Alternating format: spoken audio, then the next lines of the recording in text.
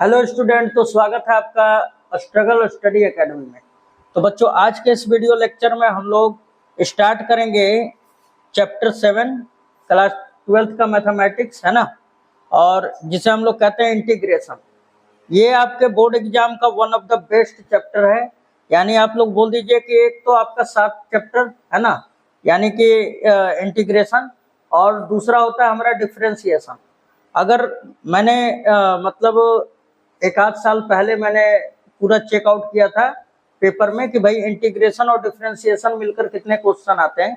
तो मैं बता दूं बच्चों की ऑब्जेक्टिव में मैंने जांच किया था, लगभग 45 से 50 क्वेश्चन आए थे बच्चों, और पूरा का पूरा लड़ रहा था उसी में से, ठीक ना। और आपका अगर मैं बात करूं कि आपका ऑब्जेक्टिव सब्जेक्टिव आपका ये इंटीग्रेशन 2024 में कितना आया था, तो लगभग 24 से 26 नंबर का आया था शायद, ठीक ना। और इस साल आपका शायद 25 और 30, मतलब कुल मिलाकर 30 नंबर का ये लगभग आपका ऑब्जेक्टिव और सब्जेक्टिव मिलकर आ जाता है। मतलब अब आप सोच सकते हैं कि अगर 100 नंबर का अगर आपका मैथमेटिक्स है तो 30% खाली इंटीग्रेशन आता है। तो इस चैप्टर को बहुत ही बढ़िया से देखिएगा, ठीक ना। और चलिए स्टार्ट करते हैं। तो सबसे पहले हम लोग एक्सरसाइज पढ़ेंगे इसमें, ठीक ना। एक्सरसाइज 7.1 के बारे में पढ़ेंगे। अब 7.1 में आपको पढ़ने से पहले उसको हम लोग देख लेते हैं, उसका बेसिक फॉर्मूला, है ना। और उसमें डिफिनेशन कि इंटीग्रेशन का क्या डिफिनेशन होता है। उसके बाद हम लोग चलते हैं एक्सरसाइज 7.1 पे। तो चलिए स्टार्ट करते हैं। हाँ तो बच्चों, यहाँ पे हम लोग देखेंगे समाकलन का फॉर्मूला, ठीक है ना। और उससे पहले हम लोग थोड़ा डिफिनेशन की तरफ चलते हैं कि भाई समाकलन होता क्या है ना। तो यहाँ पे लिखा हुआ है, पहले परिभाषा यहाँ पे लिखवा दिया गया है कि समाकलन यानी इंटीग्रल कहा जाता है इसको। और समाकलन अवकलज का व्युत्क्रम होता है, इसे प्रति अवकलज भी कहा जाता है। जो समाकलन होता है बच्चों, वो अवकलन के व्युत्क्रम को समाकलन कहा जाता है। कहने का मतलब है कि अगर आप अवकलन का व्युत्क्रम अपोजिट अगर निकालते हैं तो उसी को कहा जाता है समाकलन, ठीक है।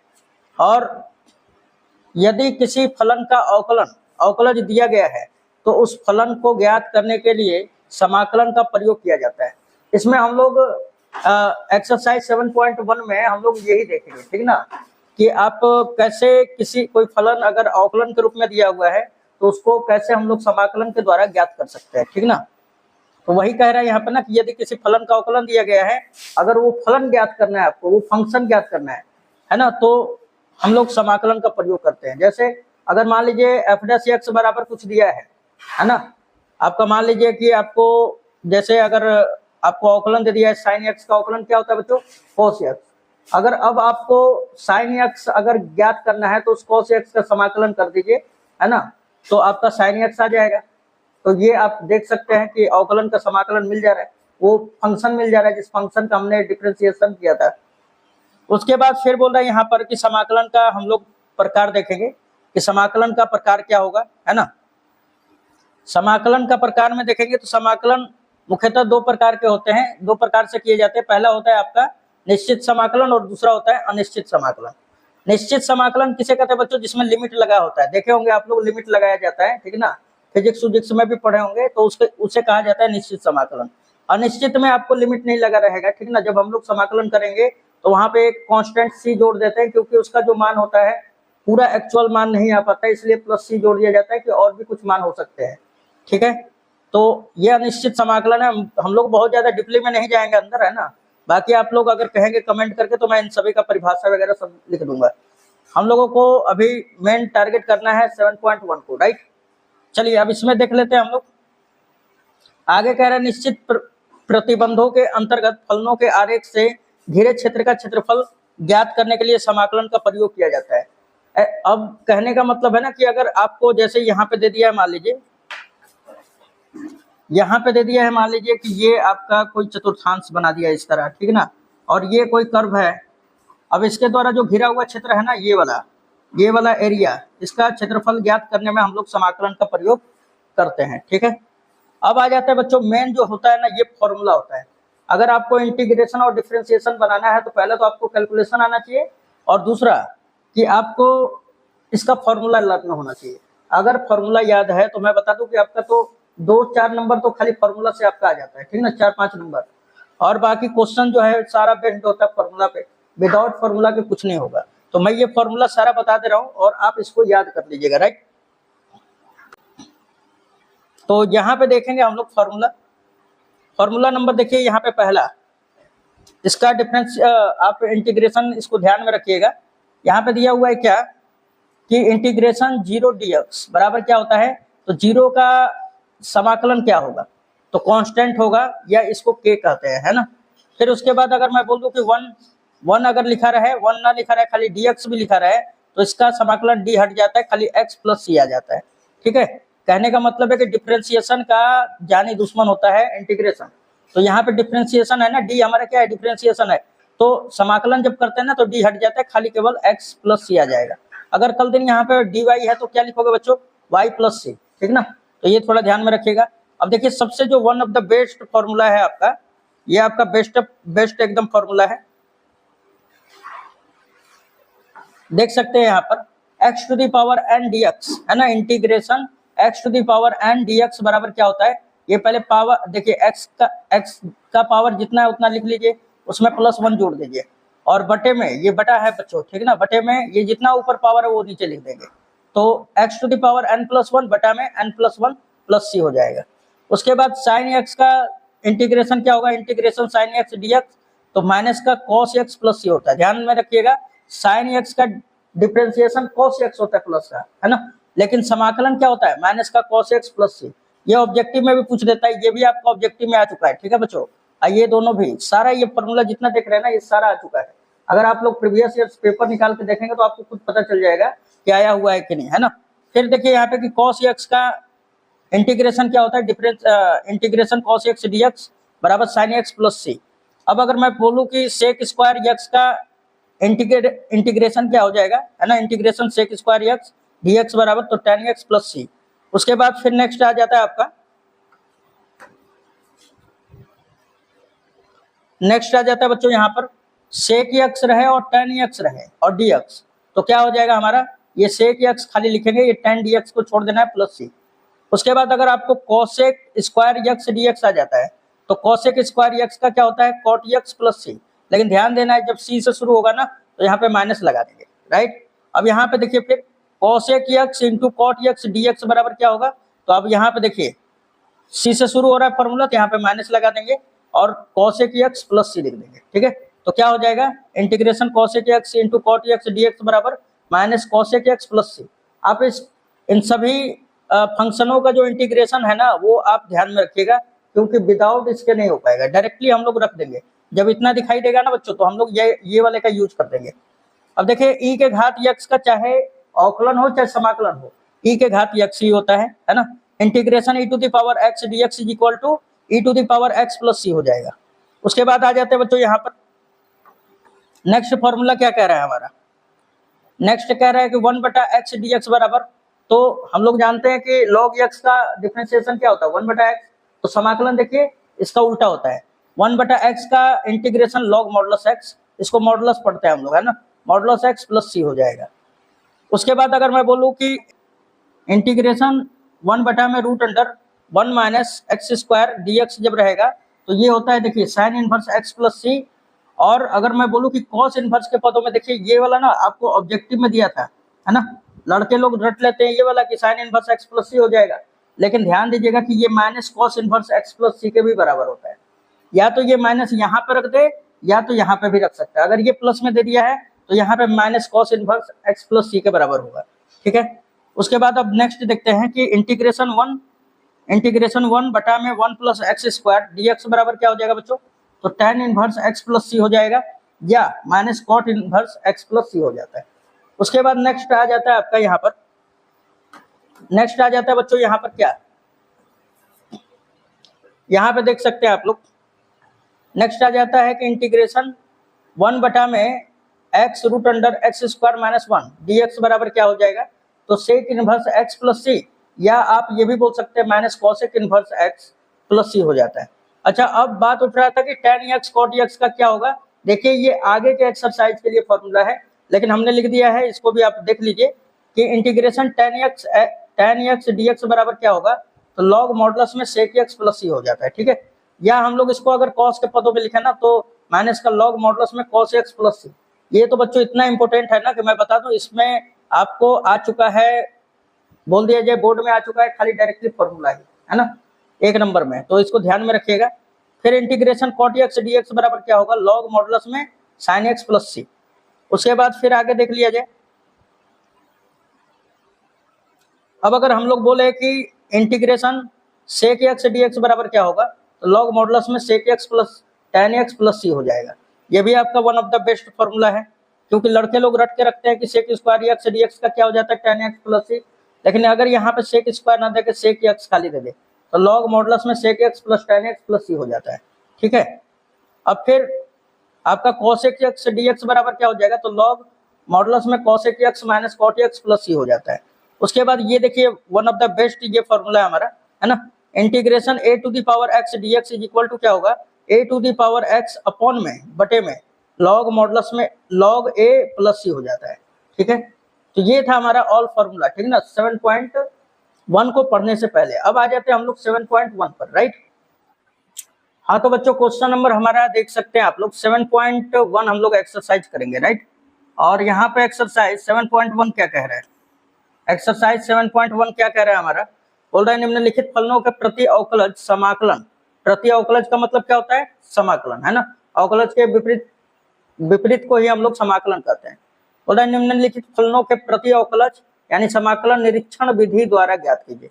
देखिए एक्चुअल में देखा जाए ना तो अभी तक ले बोर्ड में ये नहीं, इस तरह नहीं पूछा है कि आप निरीक्षण विधि से समाकलन ज्ञात करें फलनों का, बस वो बोल देता है कि आप समाकलन कीजिए।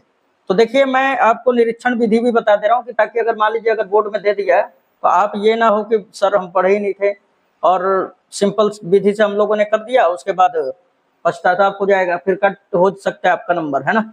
तो चलिए इसको पहले हम लोग निरीक्षण विधि से सॉल्व करते हैं। पहला नंबर में दे चुका है क्वेश्चन sin 2x, ठीक है, तो इसको साइड कर लेते हैं हम लोग, यहाँ पे सॉल्व करना स्टार्ट करते हैं। बच्चों यहाँ पे देखो कि sin 2x पहला क्वेश्चन क्या दिया हुआ है, पहला दिया हुआ है आपको कि sin 2x का आपको इंटीग्रेशन करना है, sin 2x का इंटीग्रेशन करना है और भी किससे, निरीक्षण विधि से। तो लिखेंगे हम लोग यहाँ पे निरीक्षण विधि से, निरीक्षण विधि से, है ना, निरीक्षण विधि से, ये आपको इस तरह लिख देना है निरीक्षण विधि से। अब आपको सोचना है कि ये sin 2x जो है किसका अवकलन होता है ना, आपको सोचना है कि ये sin 2x sin x, खाली ये सोचे ना sin किसका अवकलन होता है, तो cos का होता है ना। तो आप क्या करोगे, यहाँ पे लिखोगे कि चूंकि यहाँ पे लिख दोगे कि d sin cos, यहाँ पे लिखना है cos, है ना, cos 2x अब बटा में dx इज इक्वल टू क्या हो जाएगा बच्चों, cos 2x का डिफ्रेंसिएशन क्या होता है, माइनस का sin 2x हो जाएगा। लेकिन थोड़ा ध्यान दीजिएगा यहाँ पर कि x का गुणांक क्या है, 2, तो फिर 2x है ना, तो 2x का भी करेंगे हम लोग, तो 2 आपका बाहर हो जाएगा, यहाँ पे लिख सकते हैं गुणे 2 बाहर, और x का डिफ्रेंसिएशन कितना हो जाता है 1। अब इसको हम लोग अगर आगे लिखना चाहें, अब अगर मैं इसको आगे लिखना चाहूँ बच्चों, तो ये हमारा d और ये हो जाएगा cos, d cos 2x, और यहाँ पे देखिए ये 2 मल्टीप्लाई में और इधर आएगा तो भाग में हो जाएगा, ठीक है, ये क्या हो जाएगा, डिवाइड में हो जाएगा, 1/2 हो जाएगा, यहाँ पे लिख दिया मैंने, है ना। फिर बराबर क्या हो जाएगा बच्चों, फिर बराबर क्या हो जाएगा इधर, माइनस का sin 2x, ठीक है, और ये dx डिवाइड में उधर गया तो मल्टीप्लाई में हो जाएगा, है ना। और यहाँ पे देखिए दोनों तरफ मैं माइनस से जब गुना कर दूंगा ना तो ये हो जाएगा प्लस का और ये हो जाएगा माइनस का। उसके बाद क्या करते हैं हम लोग, दोनों तरफ दोनों पक्षों का समाकलन ले लेते हैं, ठीक। तो हमने लिख लिया या करके या, ये माइनस का 1/2 इंटीग्रेशन और d cos 2x बराबर, इधर भी इंटीग्रेशन ले लीजिए, ये sin 2x और यहाँ पे dx। यहाँ पे अब देखा जाए बच्चों यहाँ पर, तो देखिए यहाँ पर कि ये माइनस का 1/2 हो गया, और जब इंटीग्रेशन होता है ना तो हमने बताया कि जो अवकलन होता है वो खत्म हो जाता है, तो ये d खत्म हो जाएगा, है ना, समाकलन होगा तो यहाँ पे आ जाएगा cos 2x और हो गया समाकलन, तो प्लस c जोड़ देंगे और इधर आपको रहने देना है उसी तरह इंटीग्रेशन sin 2x और ये dx, ठीक है। तो बस यही हो गया, इसको इधर लिख दो आप, इंटीग्रेशन साइन 2x और dx इज इक्वल टू क्या हो जाएगा, -1/2 cos 2x और प्लस का c हो जाएगा। ये हमारा निरीक्षण विधि कहलाता है। उम्मीद है ये पहला वाला समझ में आया होगा। चलिए दूसरा नंबर भी देख लेते हैं। देखिए दूसरा नंबर क्या दिया हुआ है क्वेश्चन में बच्चों। क्वेश्चन नंबर दूसरा में दिया हुआ है, देखिए cos 3x दिया हुआ है ना, आप लोगों को स्क्रीन पे लौक रहा होगा। cos 3x दिया हुआ है, तो अब इसको सॉल्व करते हैं हम लोग, है ना। तो बच्चों यहाँ पे देखिए क्वेश्चन नंबर हमने दूसरा ले लिया है, cos 3x दिया हुआ है, ठीक ना। इसका आपको इंटीग्रेशन बताना है। तो हमने क्या कर लिया, यहाँ पे लिख दिया कि इसलिए निरीक्षण विधि से, है ना, निरीक्षण विधि से क्या हो जाएगा बच्चों। अब आपको ये सोचना है कि cos 3x किसका अवकलन है, तो साइन का हो जाएगा, है ना। तो लिखेंगे यहाँ पे कि d sin 3x अपॉन में dx इज इक्वल टू क्या होता है, साइन का अवकलन क्या होता है बच्चों, cos 3x, है ना। cos 3x हो जाएगा और फिर से 3x का करोगे आप तो 3 हो जाएगा, राइट। अब आगे देखते हैं हम लोग।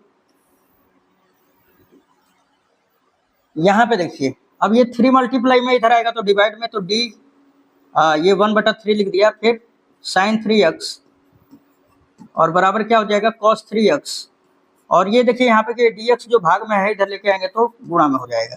अब क्या करते हैं बच्चों, इंटीग्रेशन दोनों तरफ ले लेते हैं, है ना।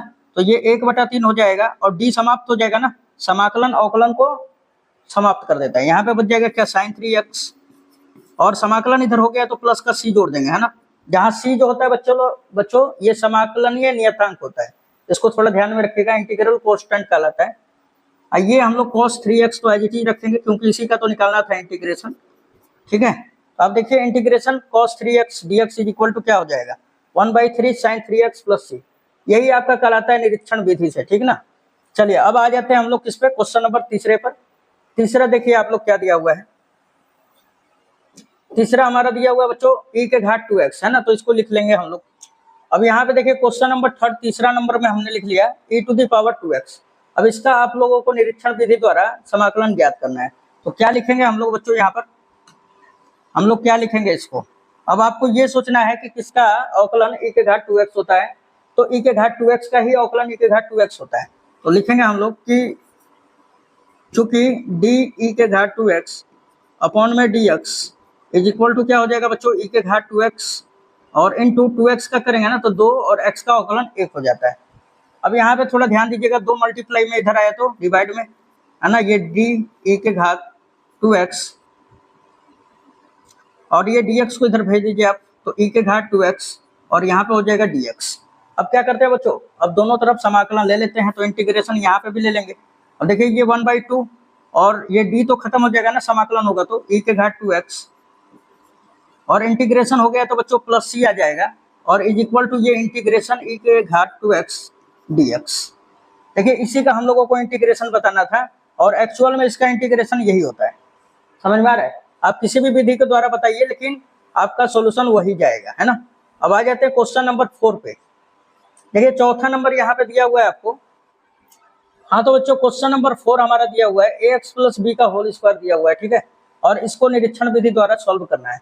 तो अब देखा जाए ना तो यहाँ पर ये किसका अवकलन स्क्वायर होता है, बस ये सोचना है आपको ना, इस पूरे को x मान लेना है और उसका होल पावर 2 है। तो किसका अवकलन किया जाए कि पावर 2 मिले, तो x का पावर 3 रहेगा तो मिल जाएगा 2। तो कहने का मतलब है कि ax + b का अगर घात 3 चढ़ा दें और उसका अगर डिफ्रेंसिएशन करें, है ना, हम लोग यहाँ बोलेंगे कि चूंकि यहाँ d/dx किसका करें, तो ax + b to the whole power 3 का करेंगे तभी तो आपका 2 मिलेगा इसका पावर। कैसे मिलेगा, तो ये तो x to the power n का है बच्चों, क्या होता है ये पावर नीचे आ जाएगा और जितना भी इसका पावर है ax + b का जितना भी पावर है यानी 3 में से 1 घटेगा तो 2 बच जाएगा। और अगेन हम लोग ये अंदर वाले का करेंगे तो a हमारा बाहर होगा, x का डिफ्रेंसिएशन 1 और b तो कांस्टेंट है, b का डिफ्रेंसिएशन 0 हो जाता है, तो खाली a बचेगा यहाँ पे, राइट। समझ में आया इतना, क्या बच जाएगा, a बचेगा हमारा।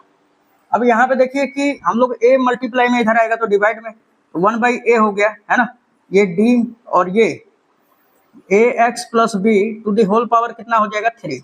अब बराबर क्या बचेगा बच्चों, तो ये 3 भी ना 3 भी मल्टीप्लाई में है, समझ में आ रहा है, 3 भी मल्टीप्लाई में इधर आएगा तो डिवाइड में हो जाएगा। और फिर आपका इधर क्या बच रहा है, ax प्लस बी का होल स्क्वायर, और ये dx डिवाइड में इधर गया तो मल्टीप्लाई में हो जाएगा, चलेगा। अब क्या कर लेते हैं हम लोग कि दोनों तरफ इंटीग्रेशन कर लेते हैं, है ना। तो यहाँ पे दोनों तरफ इंटीग्रेशन का सिंबल ले लेंगे। देखिए यहाँ पे इंटीग्रेशन ले लिया और यहाँ पे भी ले लिया। अब आप देखिए ये 1/3a, ठीक, और ये d खत्म हो जाएगा, क्या बचेगा खाली ax plus b to the whole power 3, ठीक है। ये d समाकलन जो है अवकलन को समाप्त कर देगा, और यहाँ पे बचेगा आपका 1/3a into ax plus b का होल पावर 3, और हो गया इंटीग्रेशन, प्लस c जोड़ दीजिए और बराबर ये पूरा लिख देना है, ठीक ना। Integration ax plus b to the whole power 2 और ये dx, राइट। तो बस ये आपका निरीक्षण विधि द्वारा है। अब देखिए 5वां नंबर करते हैं हम लोग, है ना। अब बच्चों यहाँ पे क्वेश्चन नंबर 5 देखेंगे हम लोग। यहाँ पे दिया हुआ है क्या, sin 2x minus 4 e to the power 3x dx, है ना। इसका आप लोगों को समाकलन करना है, वो भी निरीक्षण विधि से, राइट। तो यहाँ पे सबसे पहले ना इसको i के इक्वल में मान लेता हूँ। आप हर एक में इस तरह इंटीग्रेशन का सिंबल दे सकते हैं, क्योंकि हम लोगों को इंटीग्रेशन ही ज्ञात करना है। ऊपर बोल दिया प्रति अवकलज यानी समाकलन ज्ञात करना है, राइट। चलिए इंटीग्रेशन अलग अलग ले लेते हैं, इस फंक्शन के साथ और इसके साथ, है ना। तो ये हो जाएगा हमारा i is equal to integration sin 2x और ये dx, फिर माइनस 4 तो हमारा कांस्टेंट है, बाहर कर दीजिए, e to the power 3x और ये हो गया dx। अब देखा जाए ना तो ये सिंपल भी कर सकते हैं, कोई दिक्कत नहीं है। अब इतना निरीक्षण विधि से हम लोग किए हैं, है ना। आप चाहे तो इसको सिंपल भी कर सकते हैं, या आपको मर्जी कर रहे हैं तो निरीक्षण विधि से भी कर लीजिए, कोई दिक्कत नहीं है। चलिए निरीक्षण विधि से ही करते हैं हम लोग। बच्चों इसको I1 में मान लेता हूँ और इसको I2, ठीक है। तो अब हमारा जो I मिलेगा ना, वो I क्या मिलेगा, तो ये I1 और फिर -4 और ये I2, ठीक है। इसको हमने I2 मान लिया। अब ये इक्वेशन नंबर फर्स्ट बना के यहीं पे छोड़ देंगे, I1 और I2 का मान निकाल के यहाँ पे रखते हैं, बस हो जाएगा हमारा काम। तो अब देखिए यहाँ पे कि I1 का मान क्या है, यहाँ पे I1 बराबर क्या है, यहाँ I1 बराबर I1 is equal to sin 2x और dx का हमें बताना है इंटीग्रेशन, है ना। तो अब यहाँ पे देखो बच्चों, यहाँ पे लिख देंगे हम लोग कि निरीक्षण विधि से, ठीक है। ये आप लोग लिख सकते हैं, आप लोग निरीक्षण विधि से, निरीक्षण विधि से, निरीक्षण विधि से। अब देखिए किसका डिफरेंशिएशन sin 2x होता है बच्चों, तो आप जानते हो कि cos 2x का डिफरेंशिएशन sin 2x होता है ना। माइनस प्लस से कोई लेना देना नहीं है, बस आपको ये जानिए कि cos का डिफरेंशिएशन sin होता है। तो cos 2x का करेंगे तो क्या हो जाएगा, माइनस का sin 2x और फिर 2x का कर देंगे तो 2 बाहर हो जाएगा, ठीक है ना। और उसके बाद फिर आगे क्या होगा,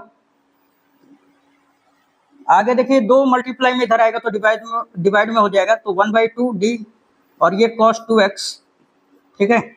और ये dx को उधर भेज दीजिए, तो क्या हो जाएगा हमारा sin 2x और ये हमारा dx हो गया, राइट। अब दोनों तरफ आप लोग इंटीग्रेशन ले सकते हैं। इंटीग्रेशन यहाँ पे भी ले लिया, यहाँ पे भी ले लिया। ये 1/2 और d खत्म हो जाएगा, यहाँ पे क्या आएगा cos 2x, ठीक है, प्लस का c बराबर sin, ये तो आप उसी तरह रखेंगे, sin 2x और dx। अब आप बताओ बच्चों ये sin 2x dx किसके बराबर है इंटीग्रेशन, ये तो I1 के बराबर है ना। तो यानी कि ये हमारा I1 का बराबर है, यानी जहां आएगा I1 वहां पे मैं ये वाला रखूंगा, ठीक है। ये किसके बराबर है, तो I1 के बराबर है। चलिए अब I2 का मान निकाल लेते हैं। देखिए I2 का मान क्या हमारा e to the power 3x है।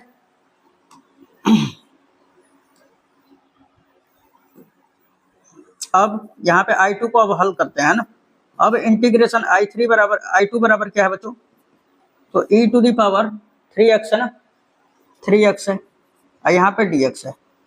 अब यहाँ पे थोड़ा ध्यान दीजिएगा, अब हमें ये सोचना है कि e किसका हमारा जो अवकलन है वो e to the power 3x होता है।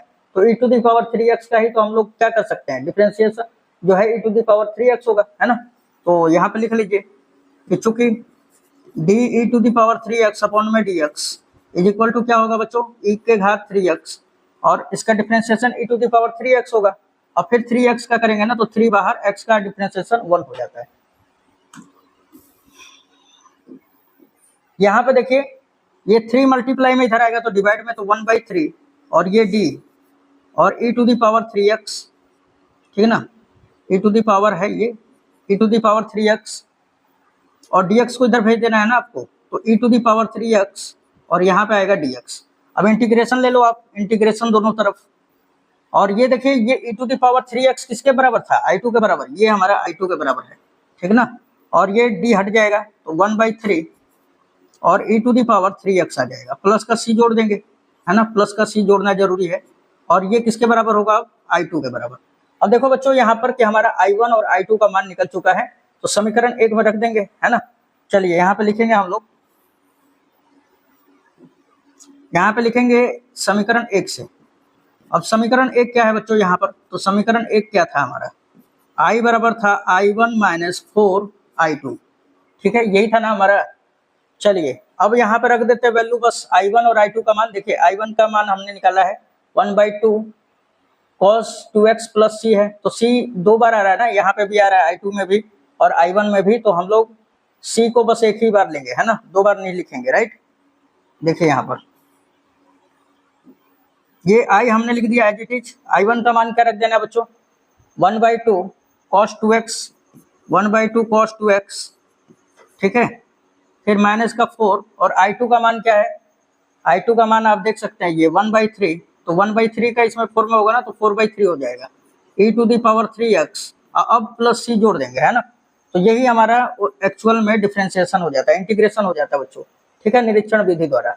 अब आ जाते हैं सिंपल वे में, आपको दिया हुआ है, ठीक है, इंटीग्रेशन अब आपको सिंपल वे में दिया है, तो चलिए देखते हैं अब 6वां नंबर। हाँ तो बच्चों क्वेश्चन नंबर 6वां देखिए क्या दिया हुआ है, बोल रहा है ना 6वां का ऊपर स्टेटमेंट पढ़ लेंगे, बोल रहा है निम्नलिखित समाकलनों को ज्ञात कीजिए, है ना। अब ये सिंपली आपको बस ज्ञात करना है समाकलन, राइट। तो 6वां नंबर देखिए, 6 नंबर में दिया हुआ है integration 4e to the power 3x और फिर +1 i इंटू dx, है ना। इसको i का इक्वल मान लीजिए, कोई भी अगर आपको इंटीग्रेशन दिया हुआ है ना उसको i का इक्वल पहले मान लीजिए, राइट। अब यहाँ पे देखा जाए ना तो इंटीग्रेशन ले लीजिए, 4 हमारा कांस्टेंट है तो 4 बाहर हो जाता है, ठीक है बच्चों, e to the power 3x और फिर dx अलग अलग ले रहा हूँ, फिर 1 का भी हम लोग करेंगे तो +1 इंटू dx, राइट। अब देखिए यहाँ पे ये 4 और e to the power 3x का इंटीग्रेशन क्या होता है, e to the power 3x ही होता है, लेकिन थोड़ा ध्यान देना है कि x के साथ गुणा किसका है, 3 का, तो नीचे 3 आ जाएगा, राइट। और फिर प्लस 1 का क्या हो जाएगा x और हो गया समाकलन तो प्लस का c, समझ में आया। तो ये आपका क्वेश्चन नंबर 6वां हो जाता है, उम्मीद है ये आपको समझ में आ गया होगा। चलिए क्वेश्चन नंबर दूसरा देख लेते हैं बच्चों। क्वेश्चन नंबर आपका 7वां देखिए क्या है, कॉपी और पेन लेके बैठे जरूर बच्चों, ठीक ना, कॉपी और पेन जरूर लेके बैठे, क्योंकि कॉपी और पेन लेके बैठेंगे तो ज्यादा समझ में आएगा। आज ये 7 नंबर में 7 नंबर कह रहा है कि इंटीग्रेशन x², इंटीग्रेशन i के इक्वल मैं मान लेता हूँ जो भी दिया है x² इंटू 1 माइनस 1 बटा में x² और यहाँ पे dx है, राइट, यहाँ पे dx है बच्चों।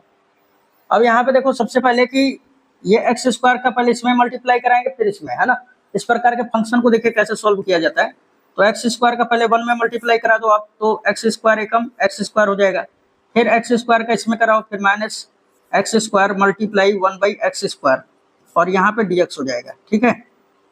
यहाँ पे देखिए ये x² से x² चला जाएगा ना, तो क्या बच जाएगा बच्चों, यहाँ पे क्या मिलेगा हमारे पास, तो i इक्वल टू x² का समाकलन करो, ये तो x to the power n के रूप का है, तो जितना भी पावर है ना 2 में 1 जोड़ दीजिए तो 2 + 1 अब बटा में 2 + 1, है ना, और फिर माइनस देखिए 1 का इंटीग्रेशन क्या होता है x अब प्लस c, यही हमारा आंसर हो जाएगा। इसको कर भी सकते हैं आप, x टू दी पावर कितना हो जाएगा 2 और 1 3 बटा में 3, फिर माइनस का x प्लस c, बस आपको यहीं पे छोड़ देना है, दिस इज रिक्वायर्ड आंसर, ठीक है, इतना आसान होता है समाकलन। अब आ जाते हैं क्वेश्चन नंबर किस पे, 8 पर आ जाते हैं बच्चों।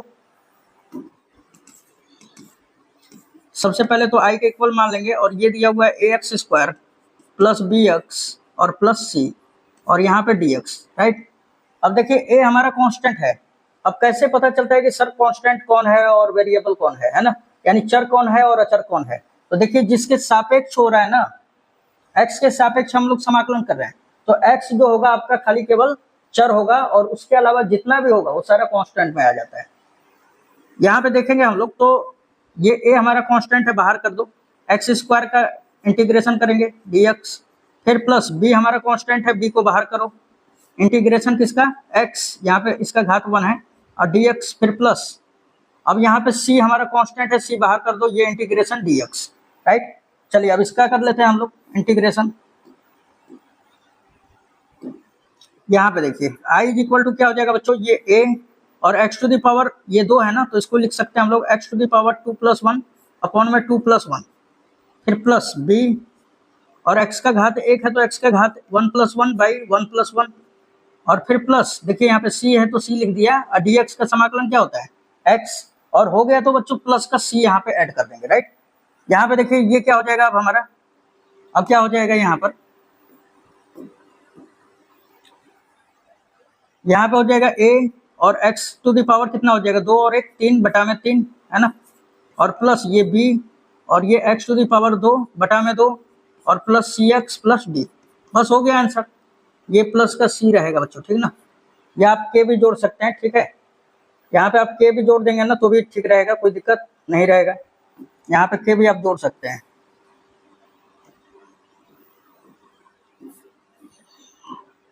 यहाँ पे k भी जोड़ देंगे ना तो अच्छा रहेगा क्योंकि सब फॉर्मेट आपका c में दिया हुआ है ना, तो k आप लिख दीजिए यहाँ पर k और यहाँ पे भी k, और यहाँ पे आप कह भी सकते हैं कि जहाँ k आपका समाकलनीय नियतांक है, राइट। चलिए अब आ जाते हैं नेक्स्ट क्वेश्चन पे बच्चों, क्वेश्चन नंबर 9 पर बोल रहा है ना कि 2x² प्लस e के घात x का हमको इंटीग्रेशन करना है ना, तो यहाँ पे लिख सकते हो 9 नंबर में i is equal to integration 2x² plus e to the power x और यहाँ पे बंद कर देते हैं dx। इसका आपको इंटीग्रेशन करना है बच्चों, तो 2 हमारा कांस्टेंट है, 2 बाहर कर दो, x के घात 2 का अवकलन क्या होगा, x to the power n के रूप का है ना, तो x to the power n + 1 बटा में n + 1 प्लस c, तो इसका पावर 2 है तो क्या करेंगे हम लोग 2 + 1 बटा में 2 + 1 है ना, और प्लस e के घात x का समाकलन क्या होगा बच्चों, e के घात x हो गया तो प्लस का c, बहुत ही आसान बनता है बच्चों, ठीक ना। ये 2 x के घात यहाँ पे 2 और 1 कितना होगा 3 और बटे में 3 और प्लस e के घात x प्लस का c, ये आपका रिक्वायर्ड आंसर हो जाएगा। आपको शॉर्टकट तरीका मैं बता रहा हूँ कि कैसे कैसे आप बना लीजिएगा, है ना। अब ये जो है आपका जैसे 2 बाहर कर दीजिए, x² का समाकलन लीजिए, फिर e के घात x का, आप वो ना करके आप डायरेक्टली भी कर सकते हो, है ना, आपको नंबर उतना ही मिलना है चाहे जैसे मर्जी आप कर लो, राइट। चलिए अब आ जाते हैं क्वेश्चन नंबर 10 पर, ठीक है। 10 नंबर क्या कह रहा है हमारा, 10 नंबर देखेंगे बच्चों, दिया हुआ है कि आपका इंटीग्रेशन √x - 1 बटा √x का होल स्क्वायर है ना, तो यहाँ पे 10 नंबर दाग लेंगे, i इज इक्वल टू लिखेंगे integration √x - 1 by √x to the whole power 2 और ये dx। देखिए अब ये थोड़ा सा फंक्शन है, अब यहाँ पे आपको लगाना पड़ेगा a - b का होल स्क्वायर, राइट। चलिए अब यहाँ पे लगाते हैं हम लोग a - b का होल स्क्वायर, तो i is equal to integration, ये पहली संख्या का स्क्वायर हो जाएगा, है ना, पहली संख्या का स्क्वायर प्लस दूसरी संख्या का स्क्वायर और फिर -2 इंटू पहली संख्या √x, दूसरी संख्या क्या है 1 बाई √x है, राइट, और ये हमारा dx हो जाएगा। यहाँ पे देखो आप √x से √x चला जाएगा, ये स्क्वायर से रूट हट जाता है ना, और यहाँ पे देख लिया जाए तो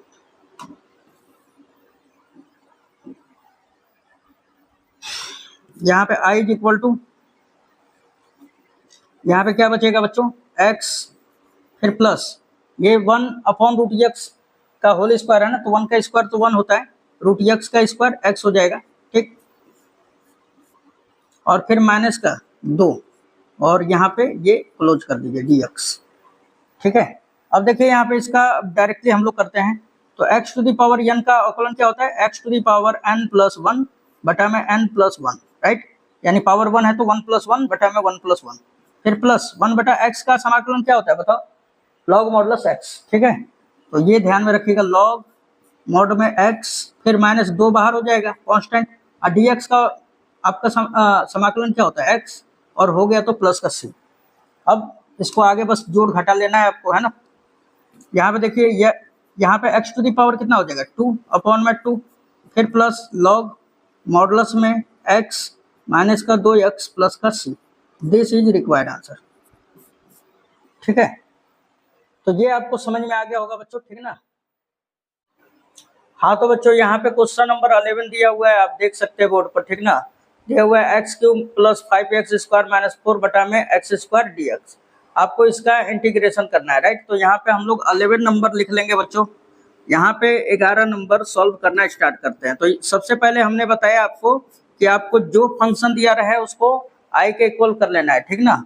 एक्स क्यूब प्लस का 5x² दिया हुआ है और फिर दिया हुआ है माइनस का 4 अपॉन में x², माइनस का 4 अपॉन में x² और ये dx हो जाएगा, राइट। अब इसका हम लोगों को इंटीग्रेशन करना है बच्चों, थोड़ा ध्यान दीजिएगा। ऐसा इंटीग्रेशन कैसे होता है, देखिए बोर्ड में बहुत लंबा लंबा क्वेश्चन नहीं आता है, बहुत ही आपका आसान आता है, थोड़ा सा बच्चों को कॉम्प्लिकेटेड हो जाता है ना। तो यहाँ पे देख लिया जाए ना, तो इसको हम लोग लिख सकते हैं क्या, i is equal to x cube बटा में x², अलग अलग ले लेते हैं ना सबके बटे में। तो एक्स क्यूब बटा में x² फिर प्लस 5x² अपॉन में x², फिर माइनस का, माइनस है तो माइनस लगा दीजिए, 4 अपॉन में x² और ये बंद कर देते हैं, यहाँ पे dx लिख देंगे, ठीक है। यहाँ पे देखिए आप x के घात 2 से x का घात 3 कटता है तो 1 बच जाएगा, x² से x² पूरा कट जाएगा, है ना। यहाँ पे हमारा फंक्शन क्या हो जाएगा, i is equal to integration. Integration बच्चों क्या हो जाएगा, अब इसका ये x का पावर 1 बच रहा है तो x का पावर 1 लिख दीजिए, फिर प्लस है हमारा 5 और ये तो x है ही नहीं यहाँ पे, फिर माइनस 4 और x² ऊपर लेके जाएंगे ना तो x टू द पावर -2 हो जाएगा और ये dx। अब आइए इसका इंटीग्रेशन कर देते हैं। अब देखा जाए ना तो ये x to the power n के रूप का है, तो अब बताइए x to the power n का फॉर्मूला क्या हमने पार्ट 1 में बताया था, x to the power n+1 upon में n+1 हो जाता है। तो यहाँ पे देखो आप x का पावर 1 है तो x का पावर 1+1 अपॉन में 1+1 फिर प्लस 5 तो हमारा कांस्टेंट है बाहर।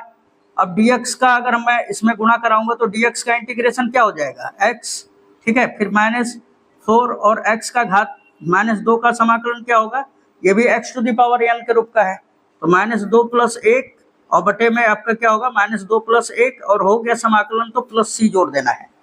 c जो होता है हमारा समाकलनीय नियतांक कहलाता है, यानी कांस्टेंट कहलाता है, राइट। चलिए अब आगे देख लेते हैं, इसको बस आपको जोड़ घटा देना है, ठीक ना।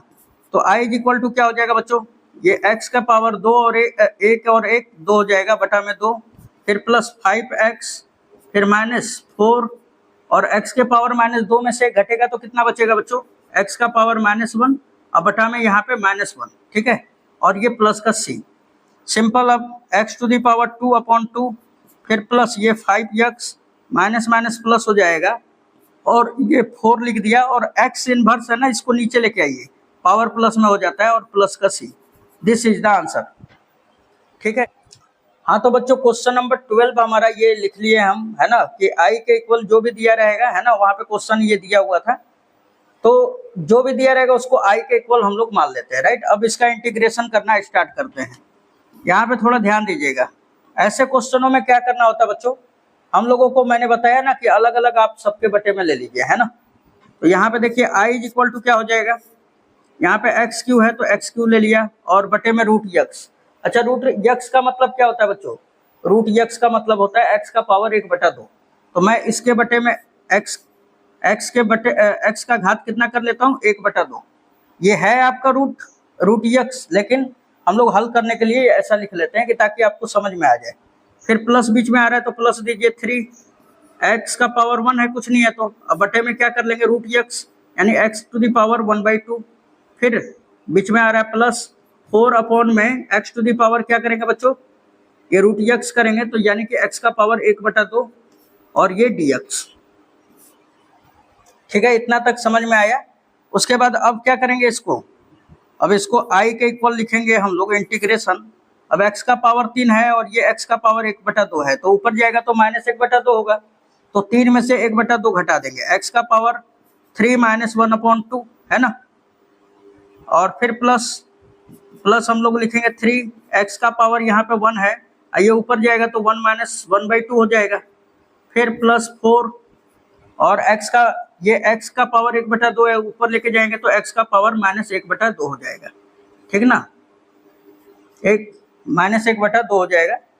और यहाँ पे dx हो जाएगा, राइट। बंद कर देते हैं अब हम लोग dx। ये माइनस है बच्चों, यहाँ पे माइनस में लिख दे रहा हूँ, ठीक है, 1/2। अब आ जाइए, अब इसको सॉल्व कर लेते हैं हम लोग। अब इसको पहले जोड़ घटा लेते हैं कि भाई पावर क्या हो जाएगा यहाँ पे, है ना। तो ये i इज इक्वल टू क्या हो जाएगा, x के पावर 3 में से 1/2 घटा दीजिए, तो 3 दूना 6 में से घटेगा तो x का पावर 5/2 हो जाएगा, है ना। फिर प्लस 3 और 1 में से आधा घटाएंगे तो x का पावर आधा बच जाएगा। फिर प्लस 4 और ये x का पावर -1/2 और यहाँ पे लिख देंगे dx, राइट। अब चलिए इसका इंटीग्रेशन अब कर लेते हैं। अब इंटीग्रेशन कर लिया जाए तो बहुत ही सिंपल है बच्चों। यहाँ पे देखो, अब आप लोग i इज इक्वल टू क्या हो जाएगा, यहाँ पे x to the power n के रूप का है ना, तो x to the power n का समाकलन हमने क्या बताया, x to the power n+1 बटा में n+1। तो ये हम लिख लेंगे कि x टू दी पावर 5/2 + 1 अब बटा में क्या हो जाएगा 5/2 प्लस का 1, फिर प्लस 3x का पावर 1/2, इसमें भी +1 कर लेंगे ना, और बटे में जो भी पावर ऊपर वाला वो लिख दो, 1/2 + 1, फिर प्लस ये 4 और x का पावर कितना है -1/2, इसका भी समाकलन हम लोग करेंगे, है ना। तो क्या हो जाएगा हमारा,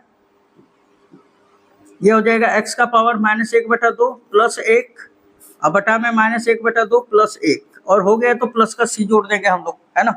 चलिए अब आगे इसको सॉल्व कर लेते हैं हम लोग।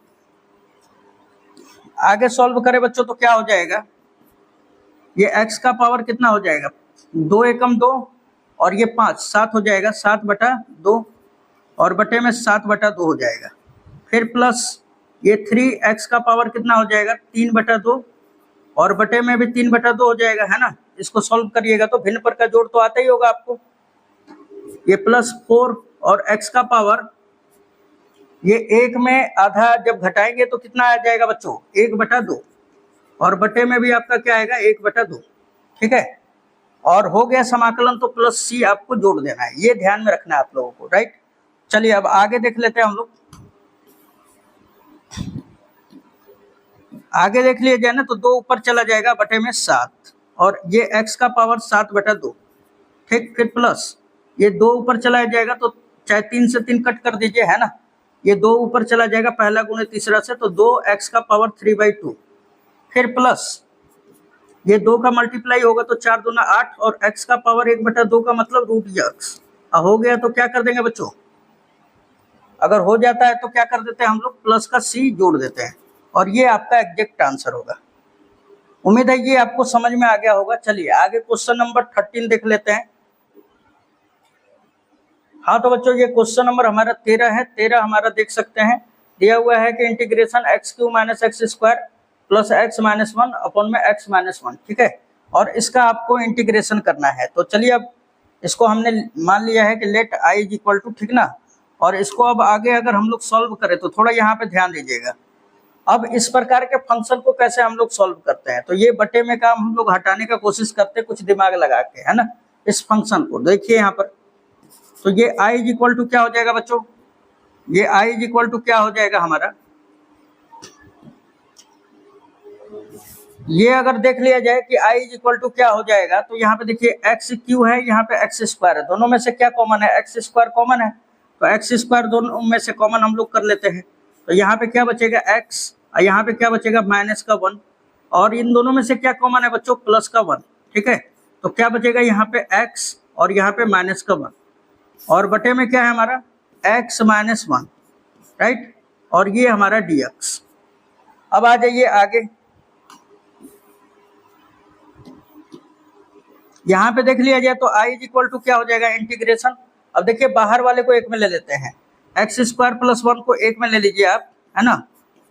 और इन दोनों में से 1 ले लेना है, या हम लोग ये कह देना कि इन दोनों में से ये वाले पार्ट में से x - 1 कॉमन है और उधर वाले पार्ट में से x - 1 तो निकाल लेंगे, तो बचेगा क्या x² + 1 और अपॉन में क्या है बच्चों x - 1 और ये आ गया हमारा dx। अब देखिए ये वाला भाग से ये वाला कट गया, है ना। तो क्या बच रहा है अब हमारा क्या बच रहा है, तो जो बच रहा है वो लिख लेंगे i is equal to integration x² + 1 और ये dx। अब अगर हम लोग इसका इंटीग्रेशन करें तो एक्स स्क्वायर का क्या होता है बच्चों, एक्स स्क्वायर का इंटीग्रेशन क्या होता है, तो ये तो x to the power n के रूप का है, तो 2 में 1 जोड़ देंगे तो 2 + 1 3 हो जाएगा, और बटे में 3, ठीक है, और प्लस 1 का समाकलन क्या होता है x, ये तो हमने सूत्र में बताया था आप लोगों को, है ना, और हो गया समाकलन तो प्लस का c, ठीक है, कितना आसान फंक्शन है, ठीक है, और ऐसा क्वेश्चन बोर्ड एग्जाम में आ जाता है, ठीक। चलिए अब आगे क्वेश्चन नंबर 14 देखते हैं। हाँ तो बच्चों अब क्वेश्चन नंबर हम लोग 14 देखेंगे, यानी 14 दिया हुआ है कि इंटीग्रेशन 1 - x√x dx, है ना, आप देख सकते हैं क्वेश्चन उधर। अब यहाँ पे हमने लिख लिया, ठीक ना, इसको आइलेट मान लिया है, आइलेट कहा जाए, यहाँ पे आई हमने आई के इक्वल मैंने मान लिया इस फंक्शन को। चलिए अब इसका इंटीग्रेशन हम लोग करते हैं, राइट। तो यहाँ पे देखिए ये क्या हो जाएगा बच्चों, आई इज इक्वल टू, अब देखिए इसमें क्या करेंगे ना कि बस ये √x का 1 में मल्टीप्लाई कराइए फिर x में कराइए, है ना। तो यहाँ पे देख लिया जाए तो क्या हो जाएगा, इंटीग्रेशन 1 में √x का होगा तो क्या हो जाएगा बच्चों, √x, फिर √x का x में होगा तो -x और √x मल्टीप्लाई करा दिया, यहाँ पे x का पावर 1 है और ये dx मैंने बाहर रखा, राइट। यहाँ पे देखिए i is equal to integration √x का मतलब x का पावर 1/2 होता है, ठीक है, फिर माइनस यहाँ पे x का पावर 1 है और x का घात रूट का मतलब 1/2, तो जब आधार बराबर है तो घात जुड़ जाएगा, तो 1 + 1/2 कितना हो जाएगा, x का पावर 3/2 हो जाएगा, राइट। और यहाँ पे आ जाता है dx। अब आप इसका कर दीजिए समाकलन, x to the power n के रूप का हो गया, है ना। तो अब अगर देखा जाए ना यहाँ पर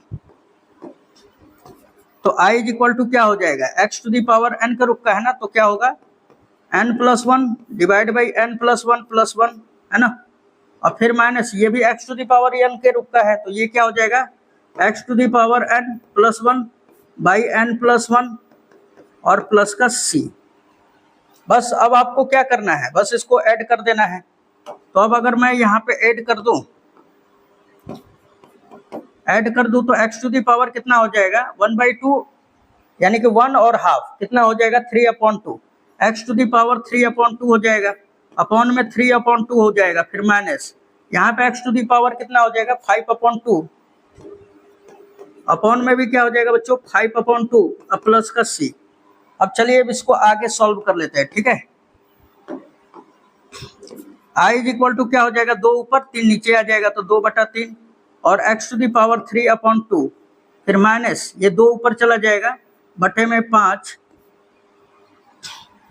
बटे में क्या हो जाएगा बच्चों 5x का पावर 5/2 और हो गया तो प्लस का c, यहाँ c आपका कांस्टेंट है, ठीक है, इंटीग्रल कांस्टेंट। तो उम्मीद है ये क्वेश्चन नंबर 14 भी आपको समझ में आया होगा, ठीक है। 14 भी आ जाते हैं हम लोग क्वेश्चन नंबर 15 पे।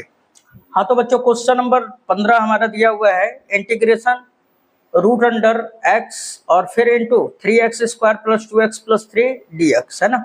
चलिए तो अब आप इसको सॉल्व करते हैं हम लोग, है ना। ये 15 नंबर क्या दिया हुआ है बच्चों, अगर देखा जाए तो 15 नंबर में हमारे पास i के इक्वल यहाँ पे दिया हुआ है।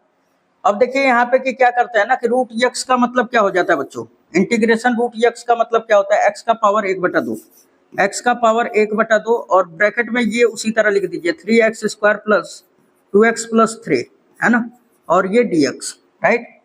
अब चलिए अब आगे इसको देखते हैं हम लोग। अब अंदर बस मल्टीप्लाई कराना है, ठीक ना, अब अंदर आपको मल्टीप्लाई कराना है, तो ये इंटीग्रेशन, अब देखिए x का पावर 1/2 का x के पावर 2 में होगा तो कितना हो जाएगा बच्चों, तो 2 दूना 4 और 1 5 हो जाएगा, है ना, 5/2 हो जाएगा, तो ये 3 लिख लिया मैंने और x का पावर 5/2, ठीक है, ये तो अब आपको करने आ रहा होगा।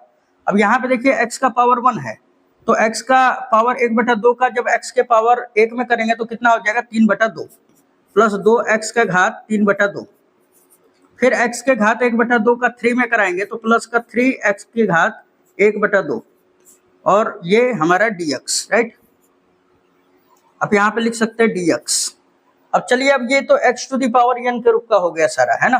तो अब इसको अगर हम लोग इंटीग्रेट करें अगर इसको तो क्या हो जाएगा, यहाँ पे देखिए i के इक्वल क्या हो जाएगा हमारा, ये 3 तो लिख लिया x का घात कितना है 5/2, तो इसको लिखेंगे 5/2 प्लस 1, है ना, n+1 होता है, और बटे में 5/2 प्लस 1, राइट। फिर उसके बाद प्लस का है +2, x का पावर 3/2 है तो 3/2 प्लस 1, और बटे में 3/2 प्लस 1 हो जाएगा, है ना। फिर उसके बाद आगे हम लोग देखेंगे प्लस का क्या है हमारा बच्चों, यहाँ पे प्लस का 3x का घात 1/2 और प्लस 1 कर देंगे और बटा में 1/2 प्लस 1, और हो गया तो प्लस का c, राइट। अब बस इसको कैलकुलेट कर लेना है ना, जोड़ घटाव कर लेना है, बस हो जाएगा भिन्न पर का जोड़। देखिए इसमें ना आपको भिन्न पर का जोड़ आना चाहिए, दूसरा नंबर फॉर्मूला याद रहना चाहिए। कैलकुलेशन इस एक्सरसाइज में तो ज्यादा कैलकुलेशन मायने ज्यादा रख रहा है ना। तो ये i इक्वल टू क्या हो जाएगा, यहाँ पे देखिए आप, ये 3 हो गया, ये x का पावर कितना हो जाएगा 2 एकम 2 और 5 7 हो जाएगा, और बटे में 2, और बटे में यहाँ पे भी वही होगा 7/2, है ना। चलिए फिर आगे हम लोग देखते हैं प्लस, ये 2 लिख लिया, फिर x का पावर 2 एकम 2 3 5 हो जाएगा 5/2, और बटे में आपका 5/2 हो जाएगा, ठीक है। फिर प्लस यहाँ पे देख लिया जाए तो 3x का पावर 1/2 को 1 में जब जोड़ेंगे तो 3/2 हो जाएगा, और अपॉन में यहाँ पे भी क्या हो जाएगा बच्चों 3/2, और हो गया है तो प्लस का c। देखिए 3 से ये वाला 3 चला जाएगा, है ना। चलिए अब आगे देख लेते हैं हम लोग, बस इसको अच्छी तरह से लिख देना है। ये 2 का 3 में गुणा हो जाएगा तो 2 3 6 हो जाएगा, बटे में 7, और x का घात कितना हो जाएगा बच्चों 7/2, फिर प्लस 2 दूना 4 बटे में 5, और ये x का घात कितना हो जाएगा बच्चों 5/2। फिर आगे देखेंगे हम लोग, फिर अगर आगे देख लिया जाए तो प्लस 2 ऊपर चला जाएगा 2, x का घात 3/2, और ये प्लस का c। ये आपका आंसर हो जाता है, ठीक है, 15 नंबर का। अब आ जाते हैं 16 नंबर पे। हाँ तो बच्चों अब क्वेश्चन नंबर हमारा 16 दिया हुआ है, क्या है, integration 2x - 3 cos x plus e के घात x dx, है ना। तो चलिए अब इसको इंटीग्रेट करते हैं हम लोग। तो सबसे पहले हम लोग इसको क्या मान लेंगे, i के इक्वल मान लेंगे बच्चों, ठीक है ना। इसको क्या मान लेंगे हम लोग, i के इक्वल, बस इसको अब इंटीग्रेट कर देना है। यहाँ पे देखिए अगर हम लोग देखें ध्यान से ना, तो ये हमारा x का पावर 1 है, यहाँ पे कुछ नहीं है तो, है ना। तो अब अगर मैं इसका समाकलन करना चाहूँ तो i इक्वल टू क्या हो जाएगा 2, ये x का घात 1 है ना, तो x के घात 1 + 1, अब बटा में 1 + 1, फिर माइनस, है ना 3, अब cos x का इंटीग्रेशन क्या होता है बच्चों sin x, और e के घात x का इंटीग्रेशन e के घात x हो जाएगा। बस इसको सॉल्यूशन कर देना है, 2x का घात 2 बटा में 2, 2 से 2 कट जाएगा हमारा, -3 sin x, है ना, और प्लस e के घात x, और हो गया समाकलन तो प्लस c, यहाँ पे भी प्लस c जोड़ दीजिएगा, ये आपका आंसर हो जाता है, ठीक ना, x² - 3 sin x और प्लस e के घात x, राइट। चलिए अब आगे देख लेते हैं क्वेश्चन नंबर 17 देखिए यहाँ पर क्या दिया हुआ है। हाँ तो बच्चों क्वेश्चन नंबर 17 हम लोग देख लेते हैं। इंटीग्रेशन दिया हुआ है हमारा 2x² - 3 sin x plus 5√x, है ना, और इसका हमें इंटीग्रेशन करना है। चलिए तो देख लेते हैं हम लोग। ये हमने ले लिया, सबसे पहले तो इसको i लेट कर लिया हमने, है ना, इसको i के इक्वल लेट कर लिया हमने, और अगर अब हम लोग इसका अगर इंटीग्रेशन करें तो ये तो x⁴n के रूप का है ना, तो इसलिए i इक्वल टू क्या हो जाएगा, इसका इंटीग्रेशन 2, x का घात 2 है ना, तो 2 में 1 जोड़ देंगे तो कितना हो जाएगा बच्चों 3 बटा में 3, फिर -3 sin x का इंटीग्रेशन माइनस का cos x, है ना, क्या होता है बच्चों माइनस का cos x, अब फिर प्लस, ये प्लस हमारा दिया हुआ है 5 और √x का मतलब क्या होता है x का पावर 1/2, उसका समाकलन करेंगे तो क्या होगा 1/2 प्लस 1, और बटे में 1/2 प्लस 1, है ना, और प्लस c हो गया समाकलन ना, इसलिए प्लस c जोड़ दिए, राइट। अब अगर मैं इसको अब आगे सॉल्व करूं तो ये क्या हो जाएगा हमारा i इक्वल टू ये 2x का घात 3/3 है ना, फिर माइनस, ये माइनस माइनस प्लस हो जाएगा 3 cos x प्लस 5, और रूट वहां पे x के घात 1/2 प्लस 1 है तो क्या हो जाएगा 3/2, बटा में 3/2 हो जाएगा, ठीक है ना, x का पावर 3/2 हो जाएगा। और देखिए यहाँ पे नीचे भी 3/2 आएगा ना, तो 2 का गुणा जब 5 में होगा ना तो 5 गुना 10 बटा में 3 हो जाएगा। ठीक है, ये तो आप समझ पा रहे होंगे, प्लस का सी। और यही आपका क्वेश्चन नंबर 17 का आंसर हो जाता है। ठीक है, अब आ जाते हैं क्वेश्चन नंबर 18 पर। ठीक है, हाँ तो बच्चों क्वेश्चन नंबर हमारा 18 दिया हुआ है क्या, integration sec x into sec x plus tan x d x, है ना। तो अब हम लोग इसको सॉल्व करते हैं। ठीक ना, हमने 18 को ले लिया है और यहाँ पे लिख दिया है क्या कि यहाँ पे मैंने मान लिया कि आई के इक्वल है। ठीक है ना, ये वाला। अब देखिए इसको सॉल्यूशन अगर कर लिया जाए ना बच्चा लोग, तो अब आपको ये तभी सॉल्व हो पाएगा जब आपको फॉर्मूला याद हो, है ना।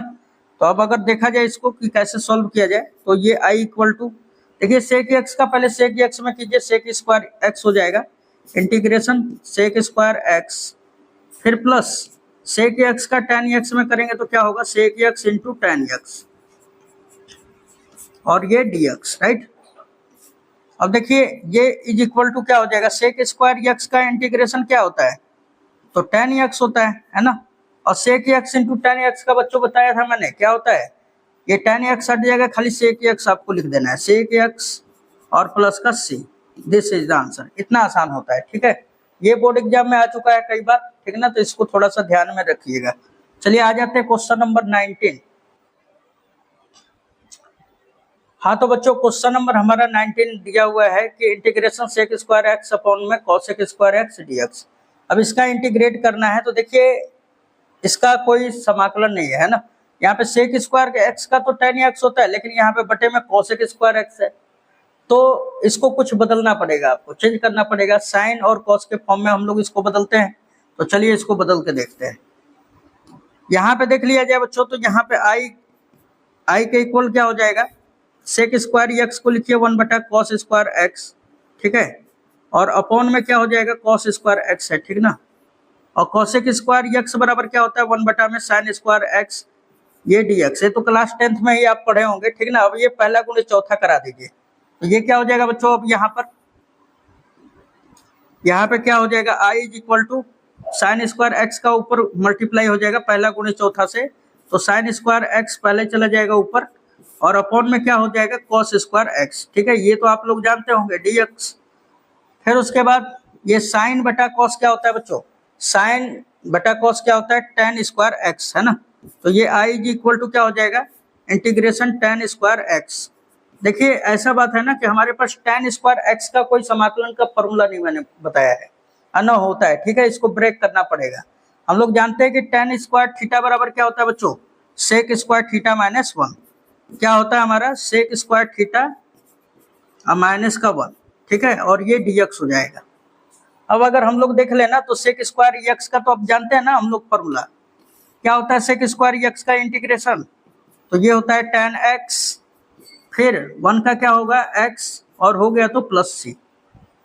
ये आपका फॉर्मूला आंसर हो जाता है। क्वेश्चन नंबर कितने का, 19 का। अब आ जाते हैं 20 नंबर पे।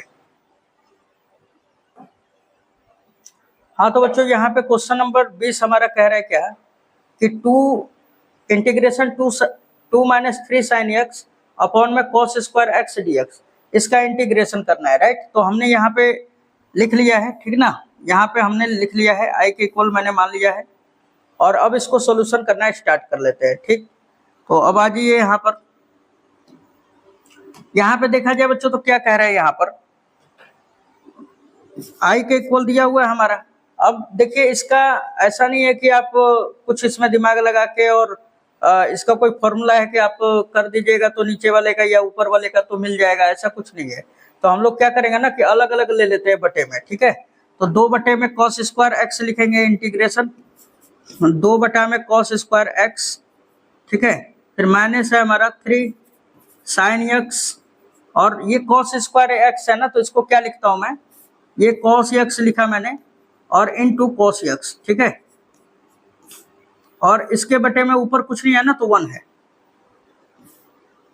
और ये हमारा बाहर dx। अब आगे आ जाइए, i इज इक्वल टू क्या होता है 2, ये हमने 2 लिख लिया, और यहाँ पे देखिए 1 है, 1 बटा कॉस स्क्वायर एक्स क्या होता है, सेक स्क्वायर एक्स, फिर -3, और यहाँ पे देखो बच्चों 1 बटा कॉस एक्स क्या होता है, सेक एक्स, पहले लिख दे रहा हूँ मैं, सेक एक्स, और साइन बटा कॉस क्या होता है, tan x। ठीक ना, क्या होता है हमारा tan x और ये dx बंद कर देते हैं, राइट। अब इसका बस इंटीग्रेशन करा दीजिए। ये i इक्वल टू क्या हो जाएगा, 2 लिख दिया हमने, और सेक स्क्वायर x का समाकलन क्या होता है tan x, फिर -3। अब देखिए यहाँ पे कि ये 3 को मैं बाहर अगर निकाल दूं तो सेक x इंटू tan x का इंटीग्रेशन क्या होता है सेक x, और हो गया तो प्लस का c। बस यही हमारा आंसर है 20 का, है ना। चलिए अब 21 नंबर ऑब्जेक्टिव क्वेश्चन है 2, है ना, उनको भी कर लेते हैं हम लोग, देख लेते हैं। यहाँ पे देखो बच्चों, क्वेश्चन नंबर हमारा 21 दिया हुआ है हमारा कि प्रश्न 21 एवं 22 में सही उत्तर का चयन कीजिए, यानी कि आपको 21 और 22 में आपको सही उत्तर चूज करना है। तो ये हमने 21 का ले लिया और इसका इंटीग्रेशन करना है, तो बहुत ही आसान है। यहाँ पे देखिए रूट यक्स का इंटीग्रेशन क्या होता है बच्चों, x का घात 1/2 है ना, तो इसमें 1 जोड़ दीजिए और बटे में 1/2 + 1 कर देंगे। अच्छा, ये रूट यक्स को ऊपर लेके जाएंगे तो x का पावर -1/2 होता है, और इसका इंटीग्रेशन कर देंगे तो क्या होगा बच्चों, -1/2 + 1 और बटे में -1/2 + 1, और हो गया तो प्लस का c जोड़ देंगे, राइट। चलिए अब आगे इसको सॉल्व कर लेते हैं हम लोग। आगे अगर हम लोग सॉल्व करें ना तो ये x का पावर कितना हो जाएगा 3/2 अपॉन में 3/2 होगा, तो ये ऊपर चला जाएगा ना, तो 2/3 हो जाएगा। फिर 1 में से आधा घटेगा तो आधा बचेगा, और आधा ऊपर जाएगा तो प्लस का 2, और ये x का पावर यहाँ पे भी आधा बचेगा, है ना। आधा का मतलब क्या होता है 1/2, तो ये रूट यक्स हो जाएगा, ठीक, और प्लस का c। अब ऐसा ऑप्शन देख सकते हैं आप कौन से ऑप्शन में दिया हुआ है हमारा, तो ऐसा ऑप्शन हमारा देख सकते हैं हम लोग 2/3 x का पावर 2/3 प्लस 1 ये वाला तो नहीं होगा। आपका ऑप्शन नंबर आपका हो जाएगा डी आपका करेक्ट आंसर होगा, ठीक ना बच्चों, ठीक है। ऑप्शन नंबर आपका डी भी नहीं होगा, ऑप्शन नंबर सी हो जाएगा, सी इज अ करेक्ट आंसर, ठीक है। तो ऑप्शन नंबर सी आपका करेक्ट आंसर हो जाएगा। चलिए अब आ जाते हैं क्वेश्चन नंबर किस पे, आपका लास्टवा क्वेश्चन आपका 22 नंबर पे, है ना। थोड़ा सा है ये भी देखने में, क्वेश्चन काफी कॉम्प्लिकेटेड है ये भी, ये इसको देना चाहिए सब्जेक्टिव में, तो इसको ऑब्जेक्टिव में दे दिया है। चलिए इसको भी देख लेते हैं। हाँ तो बच्चों क्वेश्चन नंबर 22 ये लास्ट क्वेश्चन है हमारा। बोल रहा है कि यदि d/dx f(x) बराबर 4x³ - 3 अपॉन में x⁴, जिसमें f2 जो है 0 के बराबर है, तो f(x) का मान क्या होगा, है ना, ये आपको बताना है। देखिए क्वेश्चन तो काफी आपको लग रहा होगा कि भाई ऑब्जेक्टिव है तो आसान है, लेकिन इसको अब देखते हैं सॉल्व करके कि क्या होता है, ठीक ना। चलिए यहाँ पे देखिए हमने लिख लिया है। देखिए यहाँ पे ये फंक्शन दिया हुआ है ना, f(x) का अवकलन आपको यहाँ पे मौजूद है, और बोला है कि f2 का मान 0 के बराबर है और f(x) का मान आपको ज्ञात करना है। देखिए हमने बताया था शुरू में, अगर आप एक्सरसाइज 7.1 पढ़े होंगे तो हमने बताया था कि अगर कोई फंक्शन का अवकलन दिया हुआ है, अगर उस फंक्शन को ज्ञात करना है तो उसका समाकलन कर दीजिए। अब यहाँ पे देखा जाए तो ये फंक्शन दिया हुआ है और इसका अवकलन यहाँ पे मौजूद है, तो हम लोग क्या करते हैं इसको हटाने के लिए बच्चों, तो अवकलन करते हैं, राइट। तो यहाँ पे देखिए इस फंक्शन को थोड़ा सा अच्छी तरह से करेंगे हम लोग। ये dx को उधर भेज दीजिए, तो ये हो जाएगा d f(x) is equal to क्या हो जाएगा बच्चों, ये 4x³, और ये x का पावर 4 को ऊपर लेके जाइए तो 3x के पावर -4 हो जाएगा, और dx को इधर भेज दे रहे हैं ना, तो dx हो गया। अब क्या करेंगे, दोनों तरफ इंटीग्रेशन ले लेना है बच्चों। तो ये इंटीग्रेशन जो होता है डिफरेंशिएशन का दुश्मन होता है, ये हट जाएगा ना d, तो क्या बचेगा खाली f(x) बराबर ये 4x के घात n के रूप का है, तो ये क्या हो जाएगा, 3 में 1 जोड़ दीजिएगा तो क्या होगा, 3 + 1 4 बटे में 4, ये देखिए इससे कट जाएगा, फिर -3 और x का घात -4 में 1 जोड़िएगा तो -3 और बटे में -3 और प्लस का c हो जाएगा, ठीक है। अब यहाँ पे थोड़ा ध्यान दीजिएगा, ये माइनस से माइनस ये माइनस है आपका, ये 3 से 3 कट जाएगा, ठीक ना। अब क्या आ जाएगा बच्चों, यहाँ पे देखिए अब क्या आ जाता है हमारा, तो ये f(x) इज इक्वल टू ये x का घात 4 हो गया, फिर ये माइनस माइनस प्लस हो जाएगा, है ना, 3 तो कट गया है, x के घात -3 है ना, इसको लेके आइए नीचे, अब प्लस का c। अब देखिए यहाँ पर कि हम लोग अब देखा जाए तो सबसे पहले तो F2 का मान निकाल लीजिए, क्योंकि आपको C का मान निकालना पड़ेगा, क्योंकि देखिए ऑप्शन किसमें दिया हुआ है, आप देख सकते हैं ऑप्शन नंबर 1 में ही, ए में ही दिया हुआ है हमारा -129/8, है ना।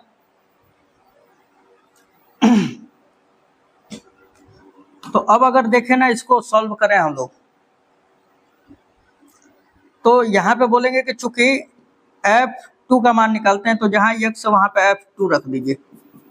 तो यहाँ पे 2 का घात कितना हो जाएगा, 4 + 1/2 का घात 3 और प्लस का C का मान निकालना है हम लोगों को। यहाँ पे देखिए, इसको समीकरण नंबर 1 कर दीजिएगा बच्चों, ठीक ना। ये इक्वेशन नंबर हमारा फर्स्ट रहेगा, ये पहला वाला समीकरण रहेगा, ठीक है। C का मान निकालते हैं हम लोग। C का मान निकालने के लिए ये सब किया जा रहा है। तो अब अगर इसको सॉल्व कर लिया जाए ना, तो 2 के पावर 8 क्या हो जाएगा बच्चों, तो ये हो जाएगा 16 + 1/2 के पावर 4 हमारा 16 हो जाता है, ये हो जाएगा 8 प्लस का C। अब ये 16 8 128 129 129/8 हो जाएगा प्लस का C। अच्छा, F2 का मान तो 0 दिया हुआ है ना, तो 0 के इक्वल कर दो आप।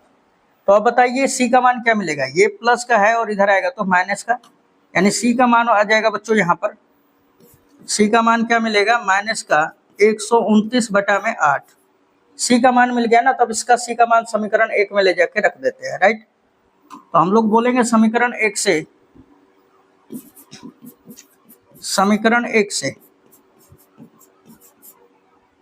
f(x) बराबर क्या है बच्चों, f(x) बराबर x के घात 4 + 1/x³ और C का मान क्या रख देंगे, प्लस का C का मान क्या है, -129/8 129/8। और ये ऐसा ऑप्शन आप देख सकते हैं किसमें दिया हुआ है, तो ये x⁴ है, फिर +1/x³ -1/129 आपका 8 है, ठीक है। तो चलिए ऐसा देख लेते हैं ऑप्शन किसमें दिया हुआ है, x का घात 4 है ना। यहाँ पे देखिए कई को उसी तरह का ऑप्शन दिया हुआ है, लेकिन आपको सोचना है कि यहाँ पे माइनस भी था, तो ऑप्शन नंबर आपका ए करेक्ट आंसर होगा, ठीक है बच्चों। यहाँ पे ऑप्शन नंबर ए आपका करेक्ट आंसर हो जाएगा, ठीक है। तो इसको आप लोग थोड़ा सा ध्यान में रखिएगा। चलिए, तो इन सभी क्वेश्चनों का ना एक बार अब आपको अपने से भी रिवीजन मारना है, ठीक है बच्चों, और रिवीजन मारकर इसको कंप्लीट कर लीजिए, है ना। जो बोर्ड एग्जाम में आता है ना, ये एनसीईआरटी का एक क्वेश्चन आ जाता है, बहुत ही मोस्ट इंपोर्टेंट होता है ये बुक्स। और इसको आनंद कुमार जैसे टीचर, जो कि आपका पहले आपका उस पर सुपर 30 मूवी भी बन चुका है, वो भी रिकमेंड करता है टीचर कि आपका, आप चाहे 11th पढ़ रहे हैं, चाहे 12th पढ़ रहे हैं, या आप किसी बोल दिया जाए IIT JEE नीट का प्रिपरेशन कर रहे हैं, आप एनसीईआरटी को जरूर फॉलो करें। और एनसीईआरटी के साथ साथ प्रीवियस ईयर्स जो आया हुआ क्वेश्चन है, बस उसको कीजिए और आपका पूरा बटा पूरा आ जाएगा, ठीक है। कोई बड़ी बात नहीं है एग्जाम आपको फोड़ना, बस आप उसके लिए कंसंट्रेशन आराम से डेली 5-5 घंटा 4-4 घंटा पढ़िए, आपका क्लियर हो जाएगा, ठीक है। सभी सब्जेक्ट पे ध्यान दीजिएगा, कोई एक सब्जेक्ट को लेकर दिन रात नहीं बैठा जाता है, सभी में थोड़ा थोड़ा लगे रहिए और थोड़ा थोड़ा रोज डेली समय देंगे, रोज डेली यूज टू रहेंगे, तो आप पाएंगे कि एग्जाम के लास्ट में आप बाजी मार के आइएगा, ठीक है। तो चलिए अब मिलता हूं मैं नेक्स्ट वीडियो में 7.2 के साथ, और ये वीडियो को आप काफी एंजॉय किए होंगे, और अपने दोस्तों और जितने भी आपके फ्रेंड है, या जूनियर हो या सीनियर, अगर आप 11th 12th के लड़के हैं तो उनको भी दिखाइए, कि ताकि उनका अभी से कंप्लीट होते जाए, है ना। चलिए मिलते हैं नेक्स्ट वीडियो में।